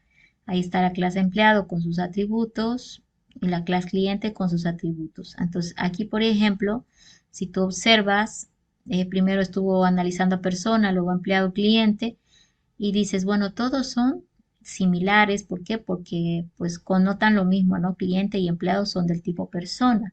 Entonces, yo de repente aquí pudiera, si estoy mirando las cosas para abajo, tomar a persona como principal clase y si a partir de persona identifico a empleado y luego identifico a cliente, es lo que llamamos especialización, ¿sí? Ahora, también es válido al revés, les comentaba, ¿no? Que primero hayas identificado a empleado, ¿sí? Y luego a cliente, pero al ver que tienes atributos en común, lo lleves esos atributos en común hacia la clase base, ¿no? En este caso, persona. Cuando ya haces eso, desaparecería de aquí nombre, apellido, fíjate porque aquí tiene nombre y apellido, lo mismo acá. ¿Qué más? El AB, ¿sí? Ok, y ya estuvo, ¿no? Nombre, apellido, CI y AB. Nombre, apellido, CI, AB. Ok, el CI no está en ninguna, pero estuvo en persona. Entonces ahí he tachado lo que ya no iría, ¿no? ¿Por qué? Porque ya lo tiene la clase base, ¿sí? Entonces, la especialización es que partiendo de una clase base, define unas clases derivadas. Y bueno, todo lo contrario es la generalización, que va al revés. La generalización es cuando tenés las clases derivadas y luego las generalizas hacia una clase base, así como están viendo en la gráfica. Entonces, ¿qué hay del tema generalización y especialización? Todo depende de la visión de la persona, ¿no? Puede haber generalización, eh, normalmente si es que tú has identificado primero las clases derivadas, ¿no? Entonces tú dices, bueno, generalizo a tal clase base, ¿sí? O puedes hacerlo en el sentido inverso también, ¿no? Especialización quiere decir que agarraste una clase base y luego derivado del enunciado te das cuenta que esta puede derivar en otras dos clases. Ahí estás especializando la clase base, ¿sí? Entonces, de todas maneras, en las gráficas, ahora sí es importante cómo estamos vinculando una clase con otra. Para denotar herencia en un diagrama de clases utilizamos la flecha, ¿bien? Así blanca, sin pintar y apuntando a la clase base, ¿ya? La clase base lleva la flecha de punta, ¿sí? La clase derivada, de la clase derivada hacia la clase base. Ojo con eso también, porque a veces en el diagrama de clases me lo dibujan de una manera y cuando voy y miro el código no está igual, ¿sí? Entonces, este me dice, yo esta gráfica a mí me dice que la clase base es clase general y la clase derivada es clase específica, ¿sí? Tengan cuidado con el diagrama de clases. Es buena idea que cuando ya tengan hecho el diagrama de clases, se pongan a revisar cómo han puesto sus flechas. ¿Por qué? Porque normalmente ahí están los errores. Las flechas, las rayas se olvidan, entonces es porque no lo han revisado, ¿ya? Ahora, a veces resulta que cuando asocio dos clases, por algún motivo, pueden hacer una tercera clase derivado de la asociación. Y a esa clase que ha nacido de la asociación es que se le llama clase asociada. ¿Ya? Lo vamos a ver más a un momento en un ejemplo. Pero con esta tengo mucho lío porque en C++ no soporta. Entonces no se puede hacer una demostración en C porque no soporta este tipo de implementación, pero por ejemplo Java sí lo soporta. ¿Sí? Ahí sí puedes trabajar la clase asociada sin ningún problema. Bueno, el otro, la agregación. ¿Se acuerdan que hace un momento les dije que las formas de asociar una clase con otra estaba, por un lado, la asociación, en este caso, eh, es entre dos objetos que simplemente se asocian por una u otra razón. Ahora, ¿por qué se pueden asociar estos dos objetos? Se pueden asociar por normalmente un verbo. Nosotros tenemos que identificar normalmente un verbo que identifica el por qué se están vinculando una clase con otra, ¿ya? Pero ¿de dónde saco ese verbo? Del enunciado, porque el enunciado tiene que denotar esa asociación. La agregación, por otro lado, es una relación de un objeto a otro cuando uno es parte del otro, ¿sí? Vámonos a diferenciar. Asociación es simplemente un estado de relación entre una clase con otra, porque una clase va a acceder a alguno u otro atributo de la otra clase. Eso es una asociación. Pero la agregación es cuando una clase es parte de otra clase. Entonces, en la agregación viene el concepto todo parte, ¿ya? Entonces, cuando asociamos clases, ¿ok? Vamos a tener una serie de símbolos para la asociación. Aquí voy a marcar algunas. Normalmente una clase con otra se va a asociar por una simple línea. Aquí vemos de una a otra. Ahora, esta línea no tiene flecha. Noten, por favor, no tiene flecha. Cuando no tiene flecha, significa que la asociación es bidireccional. Es de A hacia B y de B hacia A. Entonces, no se pone flecha cuando es en ambos sentidos, o sea, tanto de izquierda a derecha como de derecha a izquierda.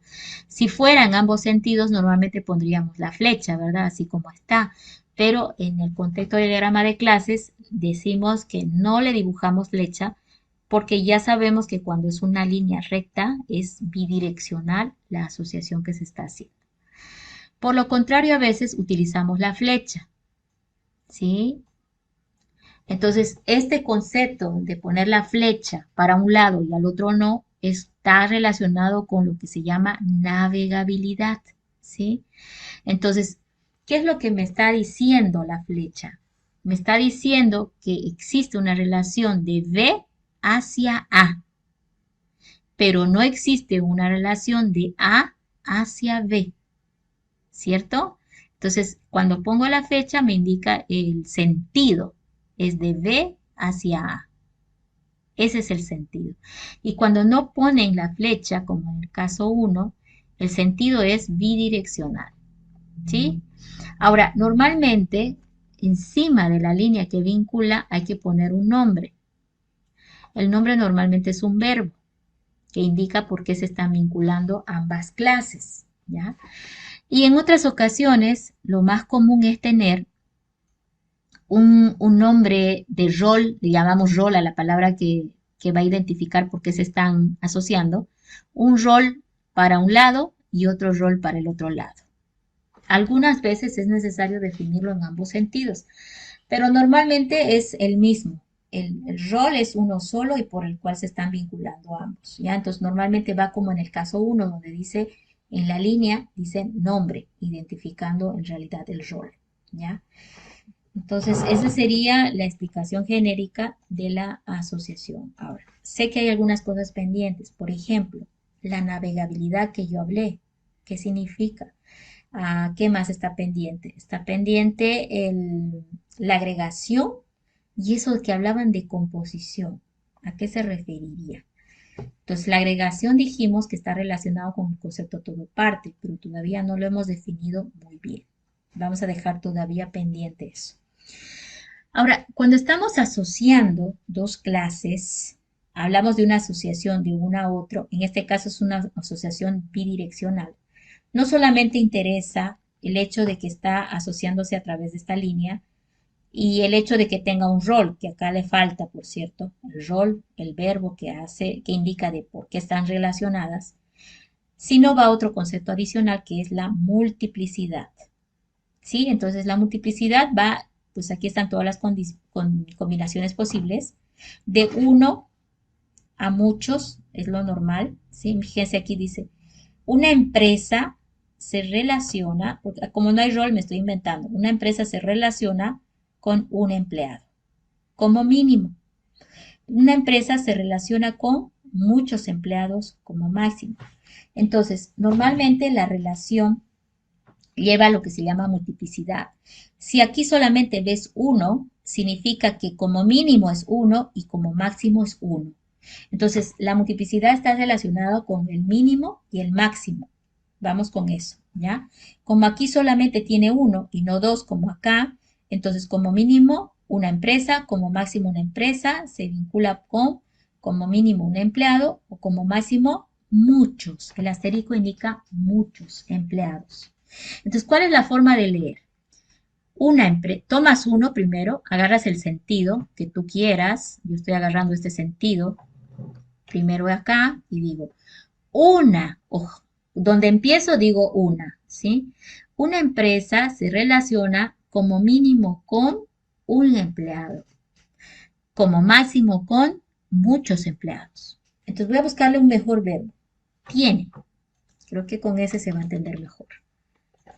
Una empresa tiene como mínimo un empleado y como máximo muchos. Entonces ahí estoy relacionando empresa con empleado y el verbo sería tiene. Entonces ahí estamos viendo que el mínimo es uno y que el máximo es asterisco. El asterisco significa muchos. Otras posibles combinaciones, 0 a 1, 0 a muchos, de 1 a muchos. Entonces recuerda que el primero de la izquierda es mínimo y el segundo es máximo, ¿ya? Entonces, por ahorita seguimos hablando de asociaciones entre clases. Bueno, ahora por fin llegó la hora de definir a la navegabilidad. Se me olvidan de este concepto. Ojo que ahorita estamos analizando asociaciones entre clases. Y dentro de las asociaciones vimos que está el concepto de la multiplicidad, si va a ser de uno a muchos, etcétera. Y ahora vamos a hablar puntualmente de que a veces las asociaciones no son bidireccionales. Me refiero a que tienes aquí uno, tienes aquí otro, y normalmente habíamos visto en el caso anterior de que era bidireccional, era una línea recta sin flecha, eso significaba que era en ambos sentidos. Pero ahora este otro ejemplo me está mostrando la flecha apuntando a fecha. Y aquí yo digo que ya hay navegabilidad. La navegabilidad que me está mostrando aquí es de socio hacia fecha. Pero ¿cuál es el significado? ¿Cuándo le pinto a la flecha y cuándo no? Aquí está la respuesta. Am, la clase fecha, en este ejemplo, no tiene información de la clase socio, por lo que en la navegabilidad va desde la clase fecha, perdón, por lo que la navegabilidad desde la clase fecha no es posible. Ahí está indicando, miren, la flecha está apuntando hacia la clase fecha. Ahora, aquí me está especificando y me está diciendo, ¿no? Que la clase fecha no tiene ninguna información de socio aquí. O sea, en ninguna parte de sus atributos menciona a socio. ¿Sí? Entonces, si es esta situación, no hay navegabilidad en ambos sentidos. Él me está diciendo de socio hacia fecha. Ahora, ¿qué significa que haya de socio hacia fecha? Significa de que la clase socio, en este ejemplo, la clase socio, sí o sí aquí debe tener un atributo que es del tipo fecha. ¿Se entiende? Entonces, si yo leyera el enunciado lo tendría más claro, pero imaginen que el enunciado dice que el socio está definido por su código y su fecha de nacimiento. Ok, si socio está definido por fecha de nacimiento, aquí debería esperar tener un atributo del tipo fecha. Ah, pero fecha es otra clase, ¿cierto? Entonces, ¿qué es lo que hacemos en vez de poner aquí fecha, nacimiento, dos puntitos, fecha? No puedo poner yo aquí que un atributo es del tipo fecha. En diagrama de clases no se hace eso. ¿Qué se hace en diagrama de clases cuando esta clase tiene algún atributo que es del tipo de esta clase? Le ponemos navegabilidad. Esta navegabilidad está diciendo que socio se va a traer aquí uno de los objetos de la fecha para que se incorporen sus atributos. ¿Sí? Entonces, básicamente, socio si tiene a fecha. ¿Por qué? Porque necesita almacenar de repente la fecha de nacimiento y la fecha de nacimiento va a ser del tipo fecha. ¿Ok? Ahora, al revés, les pregunto yo a ustedes, ¿será que fecha, que es esta, necesita tener algún atributo que sea del tipo socio? De acuerdo a la definición de fecha, ahí está definida como una fecha de día, mes y año, no tiene hora, minuto y segundo. Pero ahora yo les pregunto, ¿será correcto decir que socio puede ir como atributo adentro de fecha? ¿Hay alguna razón por la cual pudiéramos meter adentro de fecha un atributo que es del tipo socio?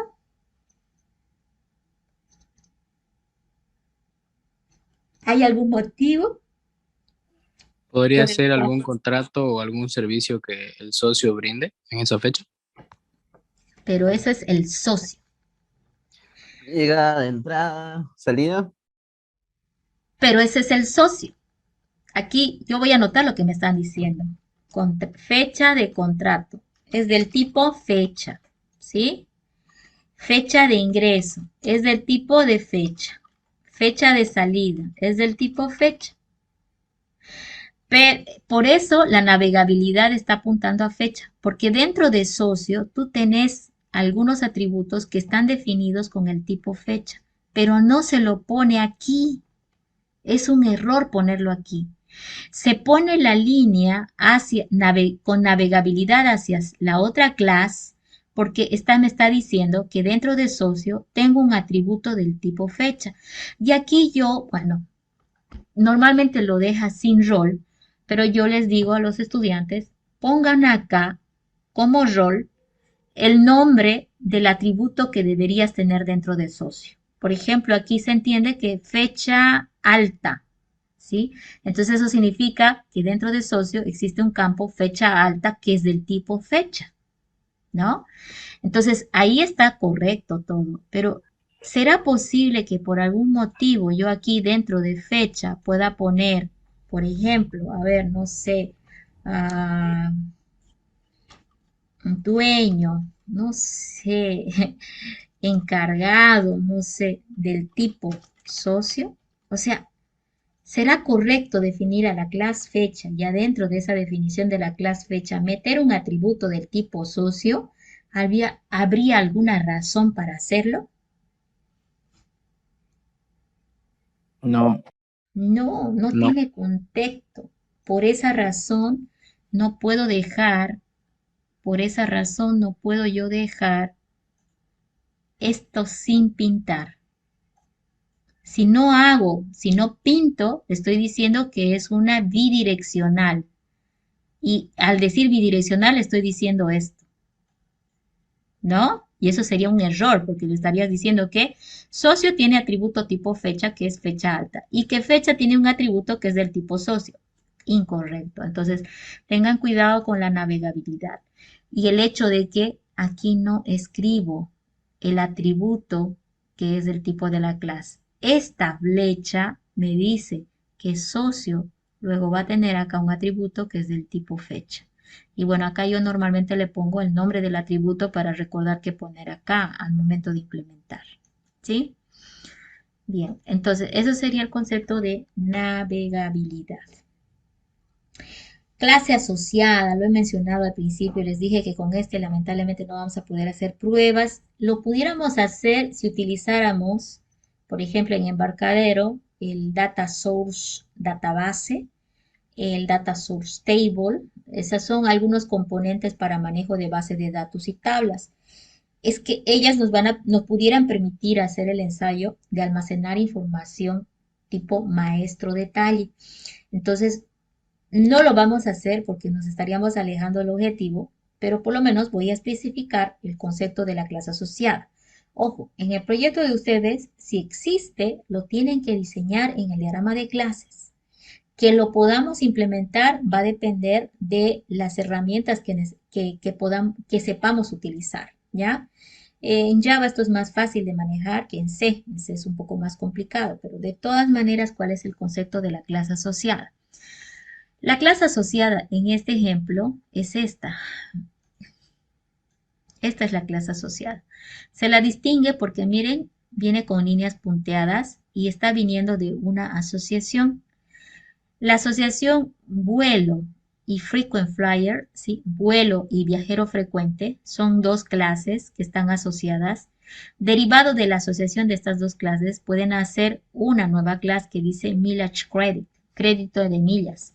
¿No es cierto que es eso cuando haces muchas millas? Te van acumulando millas y entonces luego tú puedes, cuando tengas muchas millas, hacer algunos vuelos gratis. Bueno, antes al menos era así, ahora creo que ya no se puede. Pero de todas maneras, derivado de esta asociación de estas dos clases, nace esta otra. Y uno dice, ¿pero por qué nace otra clase? ¿Qué necesidad hubo?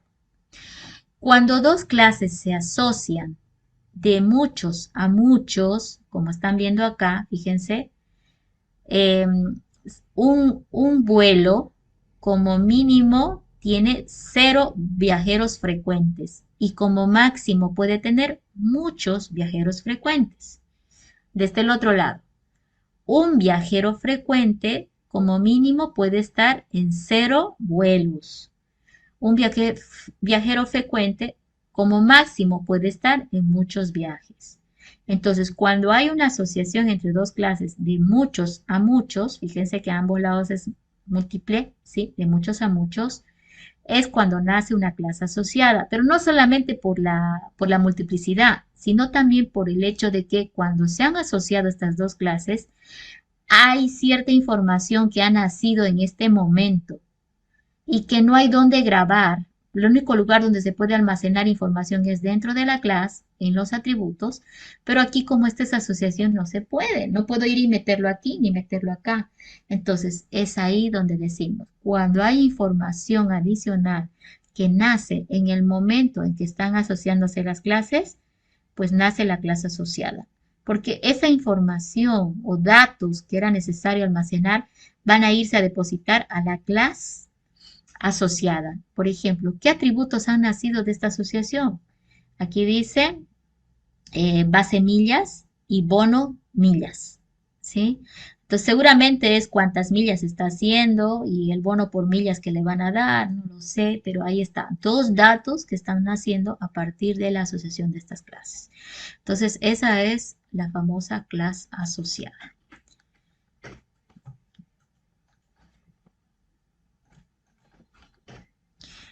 Esta no la uso mucho. Bueno, reflexiva significa que una clase se asocia consigo misma. Y también hay el concepto de multiplicidad, ¿ya? Pasa que, por ejemplo, en este caso que tienes un empleado, un empleado puede ser el jefe, manager es jefe, un empleado puede ser el jefe de 0 empleados o de muchos. Entonces, como el mismo jefe es otro empleado, es que nace el concepto de reflexividad, ¿sí? Entonces, un empleado puede ser jefe de 0 o muchos empleados. De repente aquí lo que interesaba es determinar eh, eh, quién es jefe de cuál grupo de empleados, ¿no? Entonces, ahí está diciéndome que un jefe puedes tener 0 empleados o muchos empleados a su disposición, ¿sí? Entonces, ahí está un ejemplo de reflexiva, ¿no? Va el concepto de que el jefe es otro empleado, ¿sí? La última, antes que se duerma.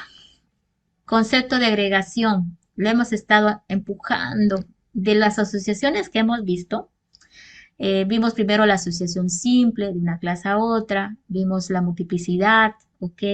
Luego hemos visto también el concepto de clase asociada, hemos visto la navegabilidad y hemos dejado al final lo que es la agregación, ¿ya? La agregación en realidad es cuando existe el concepto todo parte. Tengan cuidado también esos diagramas de clases. Si no hay este concepto, pues no lo usan. No es que sí o sí tiene que haber, ¿sí? A veces miro los diagramas de clases y a todos le han encontrado concepto todo parte. Y no es así. Esto nace cuando una clase es parte de otra clase.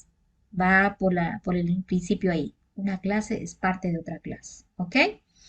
Entonces, acá en este punto vemos el ejemplo, dice auto y rueda. ¿Sí? Un auto tiene 4 ruedas y una rueda es de un auto. Fíjense que normalmente en diagrama de clases no le ponen el 1, ¿sí? No le ponen. Entonces, pero aquí suponemos que si no tiene es 1, ¿sí? Entonces, un auto tiene 4 ruedas. Ojo cómo estoy relacionando, ¿sí? Agarro uno de la primera, digo, un auto tiene 4 ruedas. Luego al revés, una rueda es de un auto, ¿cierto? Porque una rueda no puede ser de 2 autos a la vez, ¿no? Es de uno solo. Entonces, definitivamente a este lado hay un 1, pero no lo pusieron por simplificación. Ok. Hemos visto la asociación. Vamos por el segundo paso.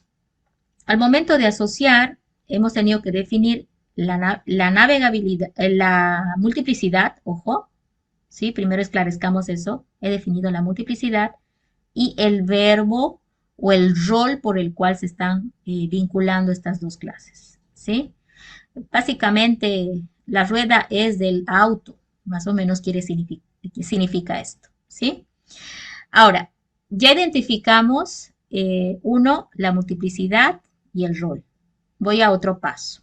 Veamos la navegabilidad. Dibujo o no la flecha. Ok, el auto, el auto, ¿tendrá algún atributo del tipo rueda? Yo voy a definir al auto. El auto tiene ventana, tiene freno. El auto tiene cuatro ruedas. Definitivamente, aquí en auto voy a necesitar alguna rueda uno del tipo rueda, rueda 2 del tipo rueda, rueda 3 del tipo rueda. ¿No es cierto que el auto trae cinco ruedas normalmente? Bueno, necesitaré definir las cinco ruedas, cada uno del tipo rueda. Entonces, sí veo que el auto va a tener algún atributo del tipo rueda. Por eso la navegabilidad aquí ya está dibujada. Ahora, la rueda, ¿será que va a tener algún atributo que referencia a auto? No lo creo. ¿Por qué? Porque el auto tiene a la rueda. La rueda no tiene al auto. Entre auto y rueda, ¿quién es la clase todo? Sería la pregunta ahora. ¿Quién es la clase todo entre auto y rueda? Todo es el que contiene. ¿Quién es la clase todo entre auto y rueda? ¿Quién tiene El a quién? auto.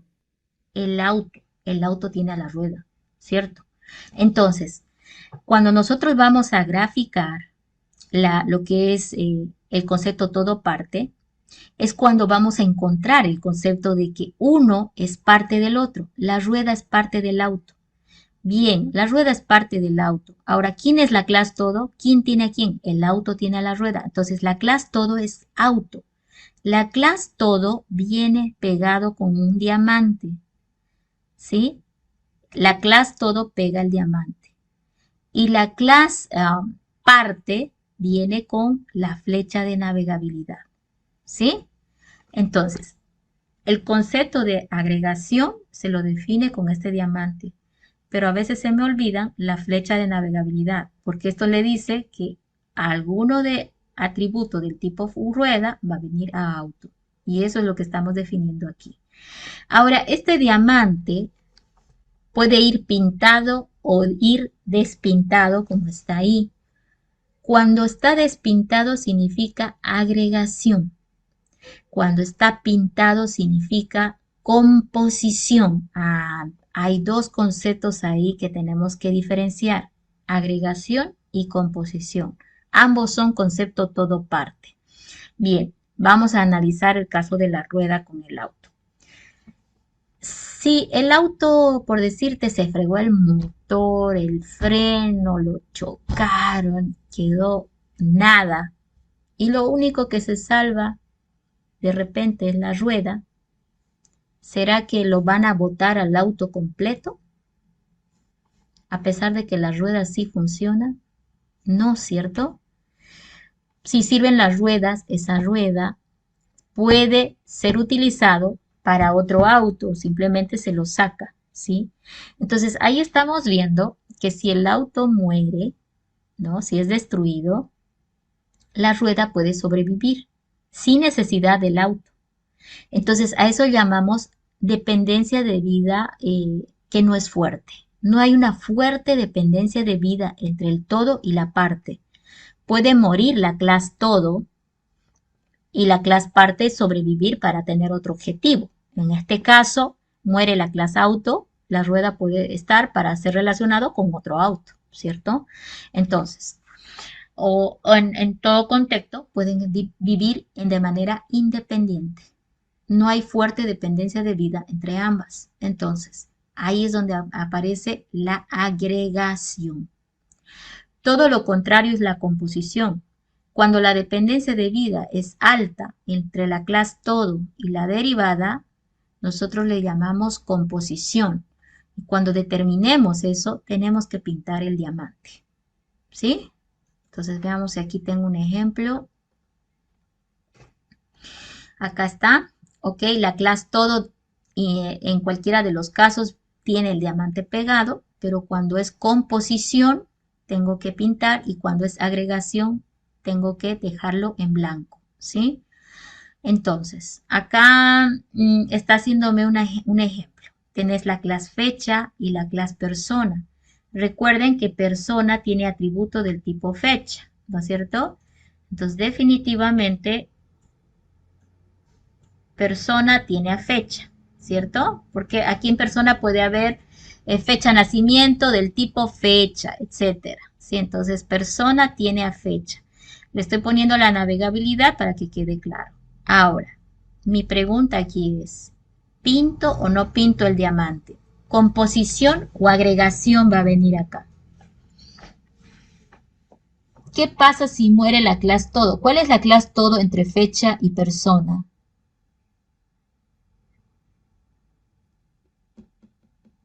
La persona. Persona, porque persona tiene a fecha. Bien, si destruyo a la clase persona, ¿también va a destruirse fecha? ¿Hay fuerte dependencia de vida?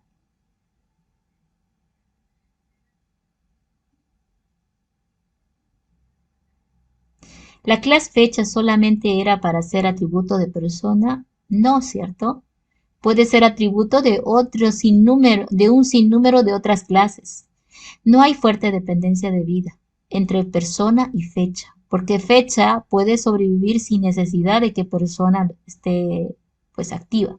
En este caso, la relación no es fuerte. Realmente el diamante no debe ir pintado.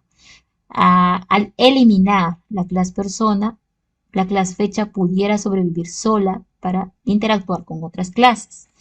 Entonces, ahí estamos viendo que esta sí va como agregación, ¿ya? Sería un error poner composición. Bueno, ya que estamos en este último ejemplo, ¿alguien me pudiera dar un ejemplo de composición entre dos clases? Hablemos de la universidad, la Gabriel René Moreno, universidad que tiene más de 15 facultades. Agarremos universidad contra facultad. ¿Cuál es la clase todo y cuál es la clase base entre universidad y facultad? La clase todo es la universidad entera, Ok, vamos con a ver. facultades, alumnos y docentes, digamos. No, no, no, no. La facultad es otra clase. ¿Sí? Solamente Ya. estoy agarrando esas dos. ¿Sí? Docentes, estudiantes son otras clases. ¿Sí? Clase docente, clase estudiante son otras. No. Hablemos solamente de este otro concepto, que es la clase todo, me dice universidad. Y la otra, la clase parte es facultad. Entonces, ok, hablemos de la relación que hay entre estas dos. Hablemos del rol. Una universidad tiene, ¿no? Tiene. Una universidad tiene como mínimo, me imagino que una facultad, pues no creo que haya una universidad sin facultades, ¿no? En todas las universidades del mundo, ellos se manejan con facultad, ¿ok? Como mínimo una y como máximo muchas facultades, ¿cierto? Ahora agarra una facultad. Eso que he hecho ahorita siempre se olvida, no saben dónde empezar. Tienes que empezar con un lado agarrando un elemento. Una universidad tiene mínimo una facultad, máximo muchas facultades. Ahora al revés, una facultad tiene, o más bien ahora sería el rol pertenece, ¿no? Ahí es donde podemos ponerle el rol. Tiene, una universidad tiene, y ahora una facultad podemos poner el otro rol encima, pertenece, aunque algunos textos lo dejan solo contiene y sobreentienden, ¿no? Que al revés tendría que ir el contexto, ¿sí? Una facultad pertenece como mínimo a una universidad, ¿no? Y como máximo puede pertenecer a dos o tres universidades una facultad.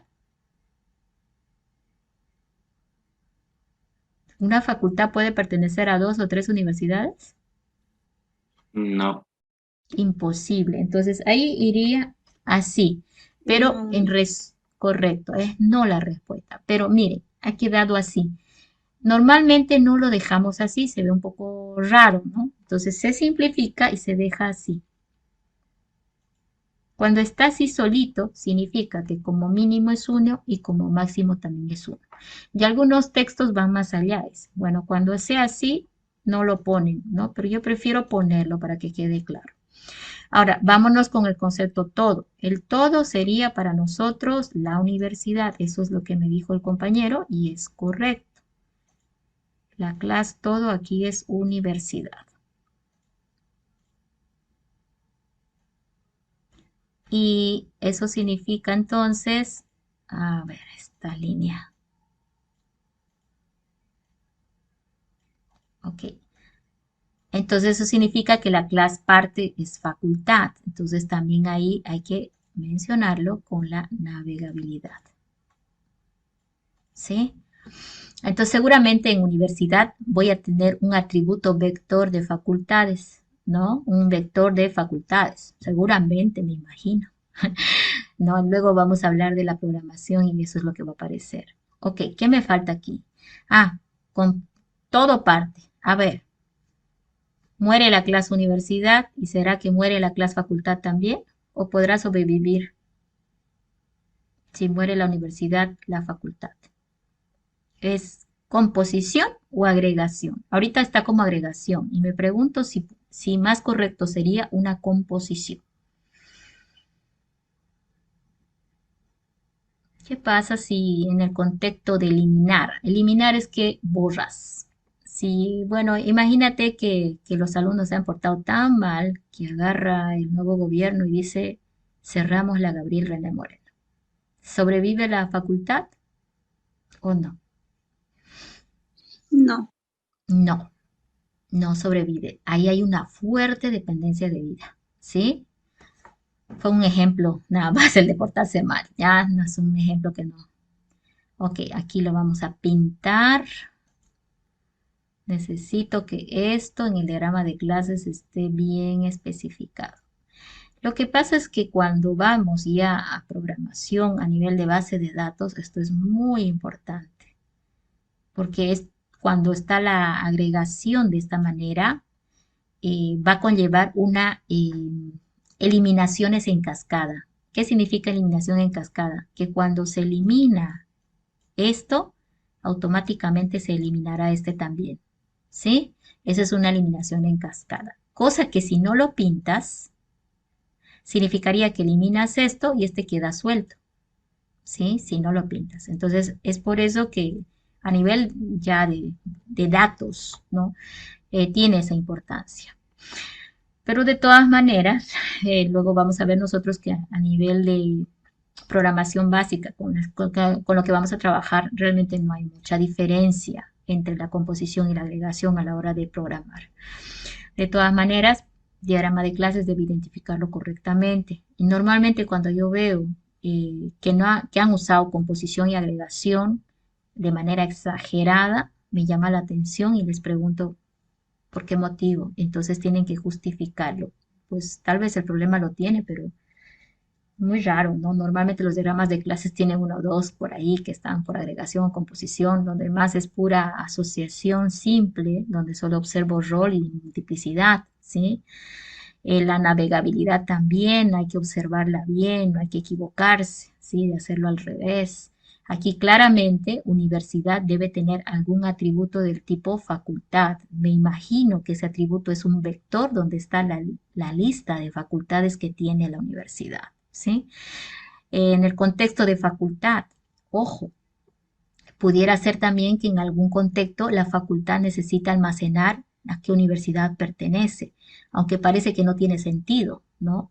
Pero pudiera ser. Entonces, en ese otro contexto habría que analizar aquí el no poner esta flecha y dejarlo simplemente como una línea recta. ¿Qué significaría la línea recta? Significaría que universidad tiene algún atributo del tipo facultad y que facultad tiene algún atributo tipo universidad, que yo creo que también puede ser correcto, ¿sí? Solo que lo veo redundante, porque ya universidad está identificando a las facultades que tiene. Entonces, que la facultad identifique qué universidad pertenece, Probablemente en algunas circunstancias sea mejor, pero lo veo un poco redundante. Y si ese es el contexto, no iría esta flecha con el sentido, ¿no? Tendrías que dejarlo línea recta. Bueno, ahí están ejemplos de lo último que vimos. Entonces, sinceramente hemos simplificado, si no me equivoco, 3 clases el día de hoy y ha tenido que valer la pena. Ya su tiempo, espero que lean el material de apoyo, espero también de que se concentren estos dos esquemas, ¿no? El primer mapa conceptual que les mostré y este segundo mapa conceptual que estoy mostrando, ¿ya? La siguiente clase vamos a hacer una demo donde yo voy a aplicar ya los conceptos preparándolos para el día del proyecto. El tema del proyecto no se conoce hasta el día en que se les da el trabajo. ¿Y por qué? Porque ese día pues tengo que evaluar la habilidad que tienen ustedes para extraer estos conceptos y plasmarlo en su diagrama de clases, ¿ya? Recalco, es un trabajo sencillo y corto. Eso significa de que deberían poderlo hacer en la hora que se les pide. Ahora, ¿por qué no lo logran la mayoría de las veces?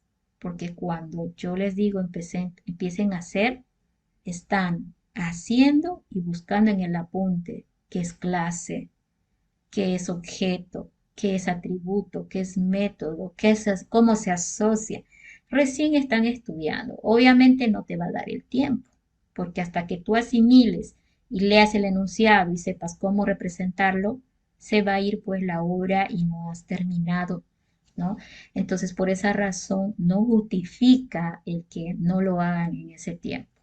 El día de la presentación de la primera etapa del proyecto, la primera es la más importante, porque estoy evaluando los conceptos básicos. En la segunda presentación trato de ver si has mejorado en el manejo de los conceptos básicos, pero ya la primera evaluación tiene su ponderación. Entonces, solo pierde el que fue flojito, ¿ya? Y en los grupos también hay, ¿no? Que pues dicen, el tal lo va a aprender y yo ya me pego. Tampoco sirve porque también les pregunto, ¿sí? Y la pregunta es puntualmente a una persona del grupo, no es al grupo, es a una persona. Y las evaluaciones personales también hay que tomar en cuenta, ¿ya? Bueno, jóvenes, con esto ya sería lo de hoy. Voy a ver si tienen algo. Solamente hay asistencia. Bueno, entonces nos vemos el día viernes y luego el fin de semana, por favor, se ponen a repasar toda esta parte teórica, ¿ya? Oh, el viernes tenemos examen, el lunes entonces vamos a ver la demo conmigo. Queda muy bien porque el fin de semana, este fin de semana, ustedes se van a poner a leer conceptos y cuando yo trabaje la demo, van a entender lo que estoy haciendo y no van a venir como una hojita en blanco que recién estamos escribiendo. ¿Listo? Entonces nos veríamos el día viernes, jóvenes. Pasen buenas noches. Hasta luego. Lo ingeniera. Hasta luego. Mira, Hasta luego, ingeniero. Nos vemos. Hasta luego, Hasta ingeniero. luego. Hasta luego, ingeniero. Chao.